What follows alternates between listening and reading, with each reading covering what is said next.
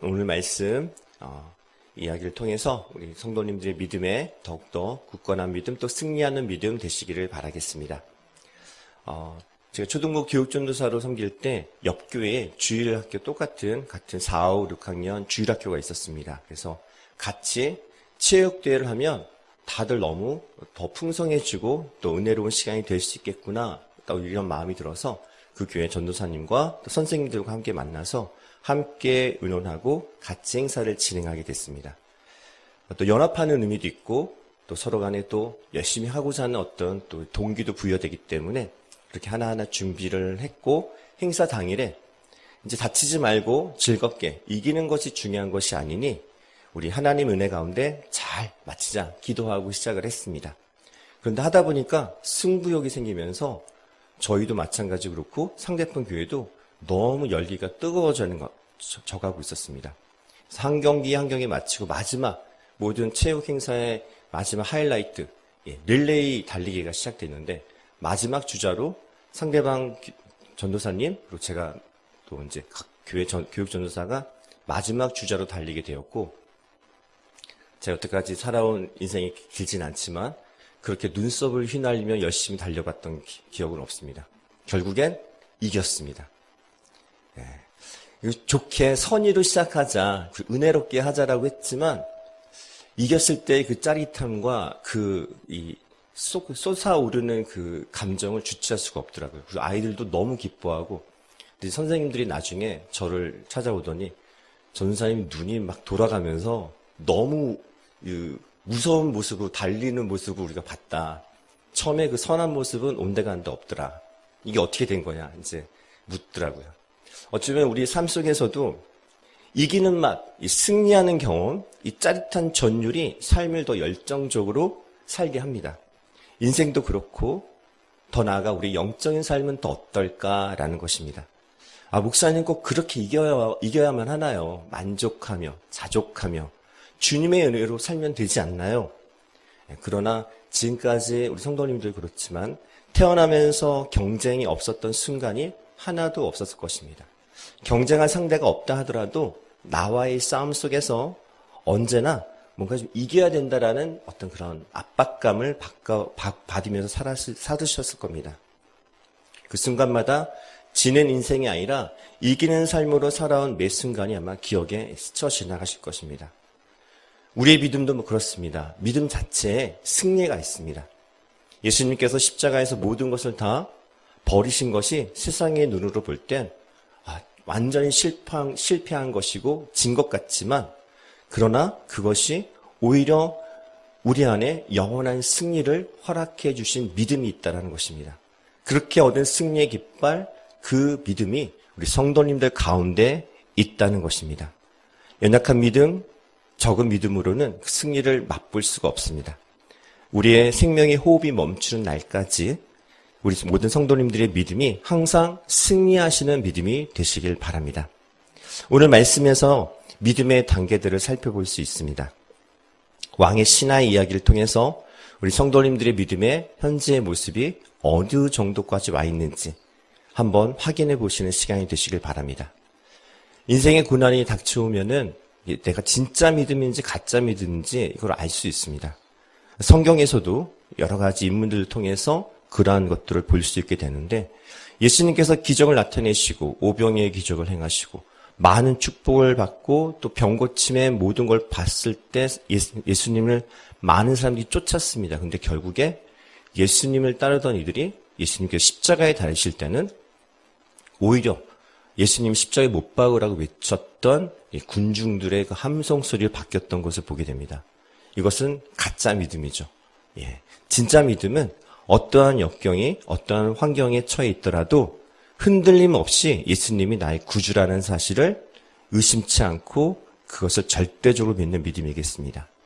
그 믿음 가운데 오히려 고난 속에서도 하나님을 찬양할 수 있는 믿음이 되는 것입니다. 우리 성도님들께 누군가 올 새해 연초부터 또 물으신다면 당신은 예수님을 믿습니까? 그렇다면 대답을 하시겠죠. 예, 아멘. 예수님을 믿습니다. 그렇다면 그 믿음의 삶을 잘 살아가고 계십니까? 라고 한다면 조금은 고민하실지도 모르겠습니다. 항상 이 대답에 대해서 답을 가지고 계셔야겠습니다. 진짜 믿음이라는 내 인생의 어떠한 상황 속에서도 예수님을 내 인생에 붙들고 또 흔들림 없이 그 인생의 길을 담대하게 걸어갈 수 있는 그런 믿음을 가진 성도님들이 되시길 바랍니다. 그래서 오늘 믿음의 세 단계로 살펴볼 수 있겠는데, 첫 번째는 찾는 믿음, 애쓰는 믿음입니다. 오늘 말씀에 왕의 신하가 있어 라고 시작합니다. 왕의 신하가 그 아들이 가버나움에서 병들었다 46절에 나옵니다. 그러던 중에 47절에 보면 예수께서 갈릴리로 오셨다는 것을 듣고입니다. 이 신하는 가버나움에서 이제 죽어가는 아들이 있었고 왕의 신하의 자격으로서 갖고 있던 재력이나 또는 할 수 있는 권력도 있었겠죠. 이것으로 아마 안 해본 것이 없을 것입니다. 그 아들을 살리기 위해서. 그런데도 도통 낫지를 않는 것입니다. 지난 시간들을 뒤돌아보실 때에 이와 같은 시간이 혹시 이와 같은 사건이 우리 성도님들 모두에겐 있으셨을 것입니다. 뭐라도 안 해봤을까요? 이러한 상황에 처해 있으면. 간절히 찾고 용하다는 어딜 찾아가기도 하고 무엇인가 좋다라는 그것이 있는 곳이면 어디든지 얼마가 들든지 다 그 대가를 치르서라도 그 아들을 살리려고 애썼을 것입니다. 이 왕의 신하는 이제 갈릴리 가나로 예수님이 오셨다는 소식을 듣고 이 가버나움에서 갈릴리 가나까지 향하게 됩니다. 이거 찾아보니까 거리가 한 35km 정도 된다고 합니다. 걸어서 한 7시간 정도 걸리는 거리. 가까운 거리는 아닌 거죠. 그 시간을 감수하고서라도 가야만 했던 그 하나의 희망을 찾으러 갔던 것입니다. 이 갈릴리 가나는 또 예수님이 공생애를 처음 시작하실 때 혼인잔치에서 물을 포도주로 바꾸셨던 그 사건이, 그 기적이 있었던 곳입니다. 아마도 이 왕의 신하는 그러한 이 소식도 들었을 것이고 그 외에 많이 예수님이 선지자로서 병을 고치기도 하고 또 뭔가 기적을 일으켰던 소식들도 들었을 것입니다. 이 모든 걸 가지고 이제 예수님을 만나면 내 병 들어가는 아들 고칠 수 있을 것이라 믿었을 것 같습니다. 그리고 먼 거리도 마다하지 않고 간 것이죠. 그렇게 찾고 애썼던 그 믿음으로 예수님이 계신 갈릴리 가나로 향해서 한 걸음씩 걸어간 것입니다. 아마 걸어가는 순간마다 아마 아들이 시름시름 앓고 생명의 그 시간이 줄어들고 있는 것도 막 마음에 안타까워하면서 걸어갔을 것 같아요. 그렇게 해서 찾아갔을 정도로 찾고 찾는 애쓰는 그런 마음. 우리 성도님들 혹시 주님께 그렇게 간절히 찾고 애썼던 때가 언제셨나요? 목마른 사슴이 시냇물을 찾는 것처럼 갈급하며 그 믿음, 찾던 그 믿음이 혹시 지금의 그 믿음이신가요? 잃어버린 어린 양을 찾아서 헤매던 목자의 심정, 간절히 우리를 찾고 부르시는 그 주님의 마음에 비하면 우리는 비할 수는 없겠지만 그러한 주님이 찾으시는 그 곳에 반응을 하는 간절함으로 나아가는 우리 성도님들의 믿음이 되시길 바랍니다. 우리 마음이 참 사람의 마음이 간사하다고 얘기를 하죠. 화장실 갈 때하고 올 때하고 다르다 이런 말들도 많이 하는데 간절히 주님을 찾다가도 필요에 의해서 구하더라도 그 필요가 채워지고 나면 언제 그랬냐는 듯이 마음이 바뀌기도 합니다.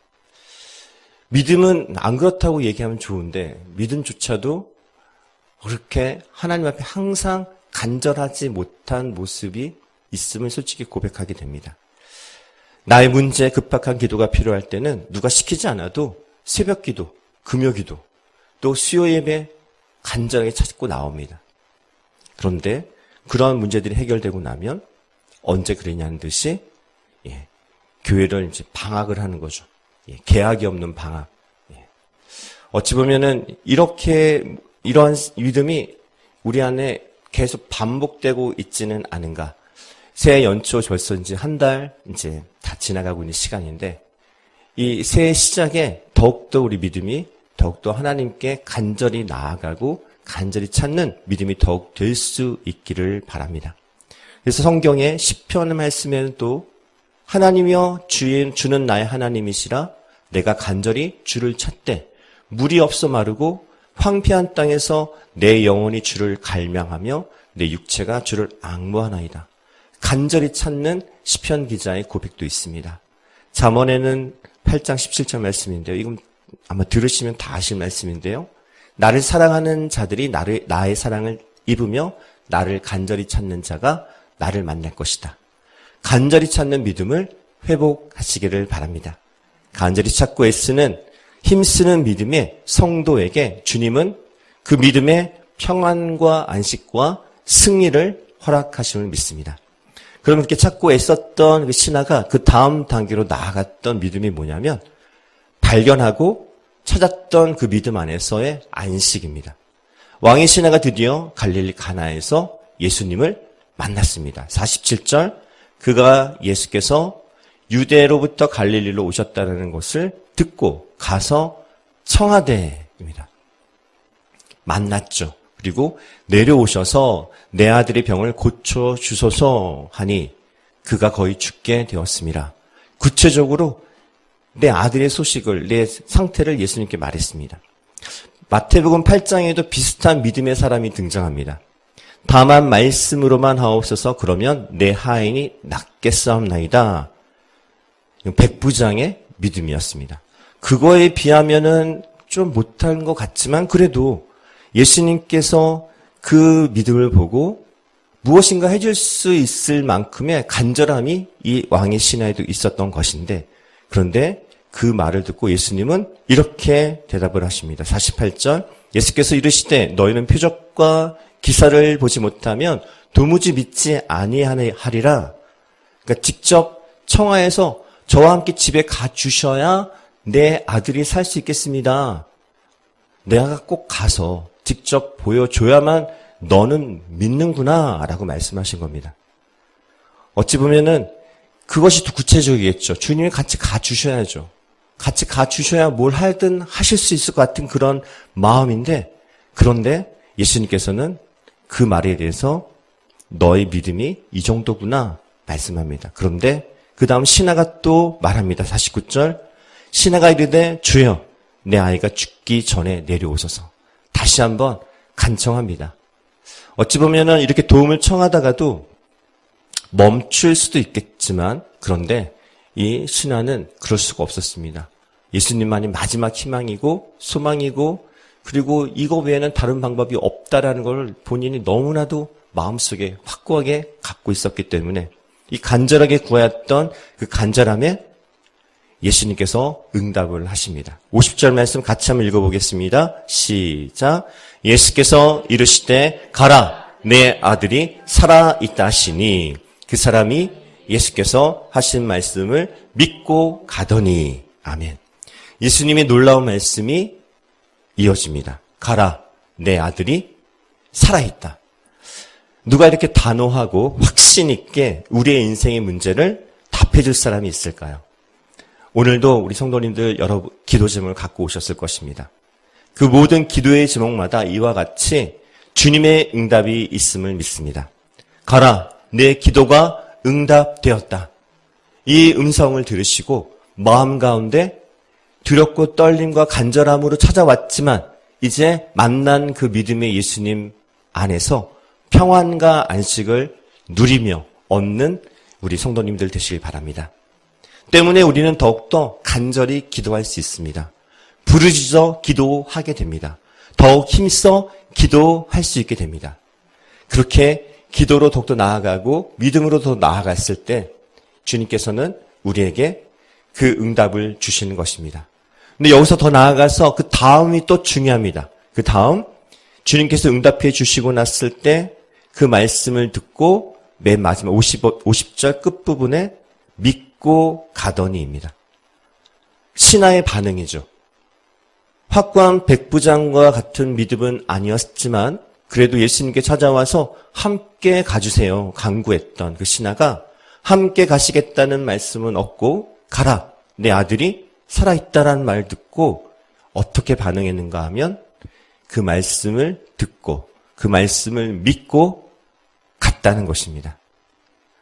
첫 번째는 찾는 믿음, 간절한 믿음이었고 이제 왕의 신하는 믿고 다시 발견한 그 믿음 가운데 안식을 얻고 평안을 얻고 왔던 그 길, 35km에 7시간 걸리는 길을 다시 되돌아가는 것입니다. 올 때의 마음과 갈 때의 마음은 어떻게 달라졌을까요? 예수님 찾아갔을 때는 마음이 막 어떻게 할지 모르는 그런 어떤 안타까움을 가득 찼을 것 같은데 돌아갈 때의 마음은 정반대였을 것 같습니다. 아마도 그 가운데는 세상에서 한 번도 누려보지 못했던, 만나지 못했던 평안과 안식을, 안정감을, 그리고 감사함을 가득 안은 채 가버나움, 자기가 사랑하는 그 아들, 죽어가는 그 아들이 있는 곳에 이제는 죽어가는 아들이 아니라 다시 살아나는 아들을 기대하며 가는 발걸음이었을 것입니다. 이 과정을 통해서 이 왕의 신하는 점점점 믿음이 성숙해져 가고 있습니다. 우리 성도님들의 믿음 가운데에도 이와 같은 평안과 안식이 있음을 믿습니다. 주님께서 주신 말씀을 믿고 평안과 안식을 누리시는 믿음이 되시길 바랍니다. 세상은 우리의 삶을 안전하다고 말해주지 않습니다. 늘 보면 사건, 사고가 이거는 나한테 일어나도 전혀 이상하지 않을 것 같은 그러한 일들이 날마다 뉴스에 나오고 있습니다.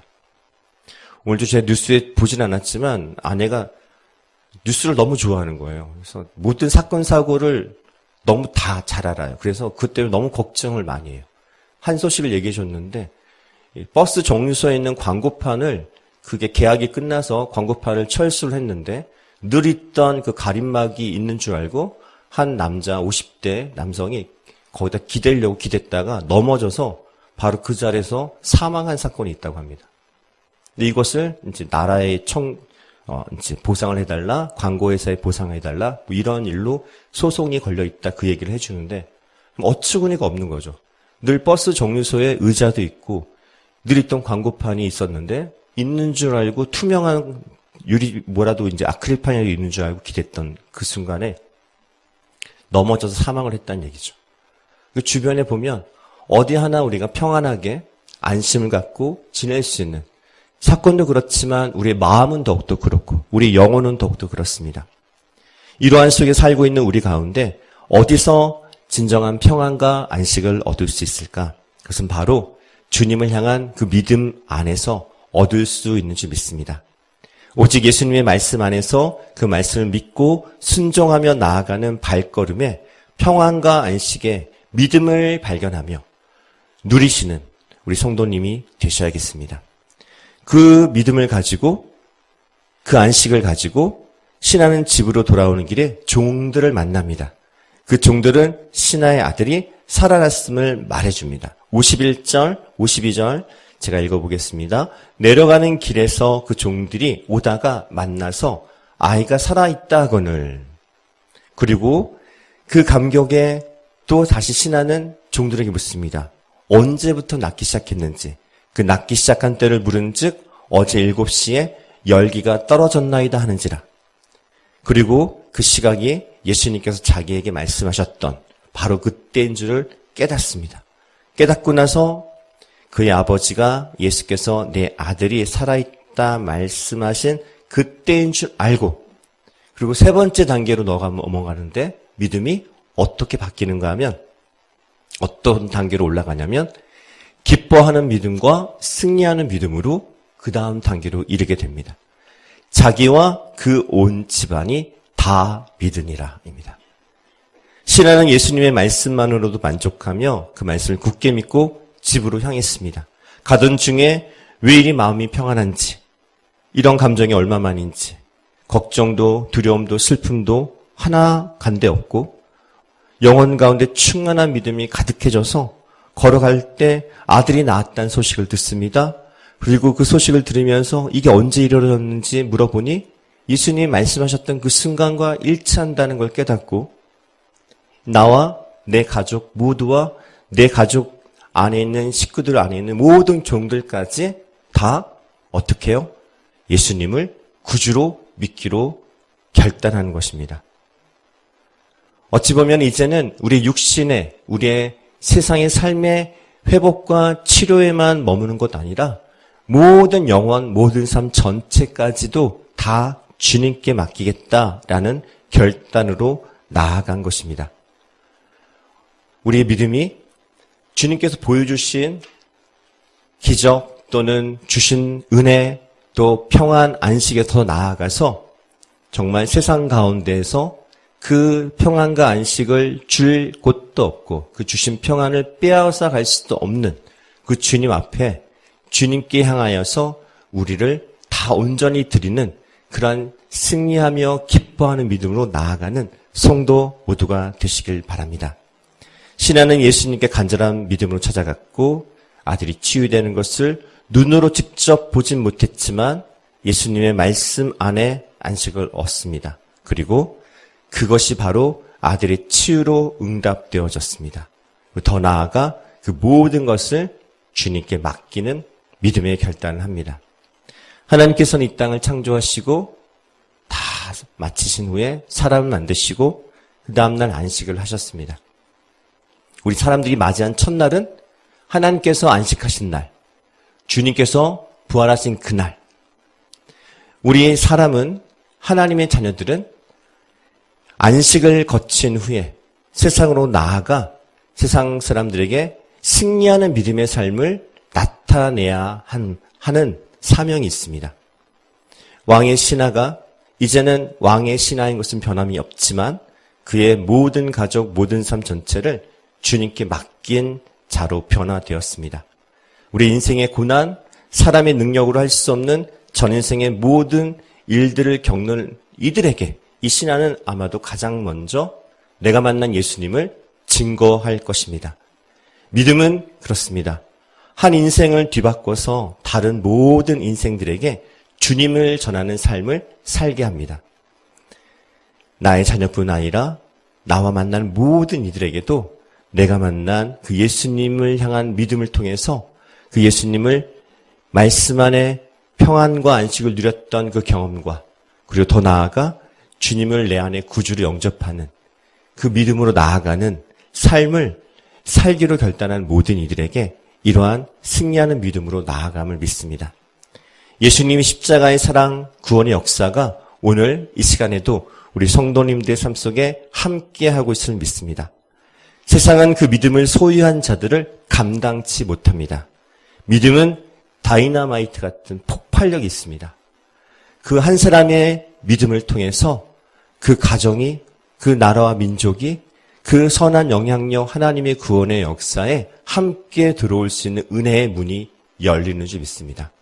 오늘도 함께 기도하며 나아가실 때에 믿음에 더 그리스도의 장성한 분량에 이르기까지 자라나는 믿음 될 수 있도록 또 믿음으로 날마다 승리하는 삶이 어떠한 것인지를 본인이 직접 경험하는 그러한 삶이 될 수 있도록 이 새해 다시 한번 마음을 다짐하고 우리의 믿음을 점검하며 주님 앞에 나아가는 모든 성도 되시길 바랍니다.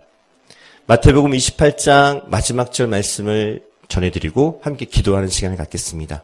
예수께서 나와 말씀하여 이르시되 하늘과 땅의 모든 권세를 내게 주셨으니 그러므로 너희는 가서 모든 민족으로 제자를 삼아 아버지와 아들과 성령의 이름으로 세례를 베풀고 내가 너희에게 분부한 모든 것을 가르쳐 지키게 하라.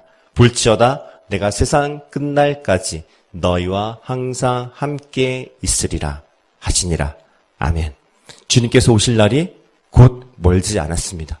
세상에 계속 멸망의 상황들, 멸망의 때에 일어날 일들이 말도 안 되는 사건들 보면 정말 주님이 곧 오시겠구나라는 것을 느끼게 됩니다. 그러할수록 더욱더 기도의 자리에서 우리의 믿음을 다시 한번 확인하고 주님께 그 믿음을 더욱더 굳게 붙잡고 나아가 세상에서 승리하는 빛과 소금의 역할 감당하는 우리 참 즐거운 교회 모든 성도 되시길 바랍니다.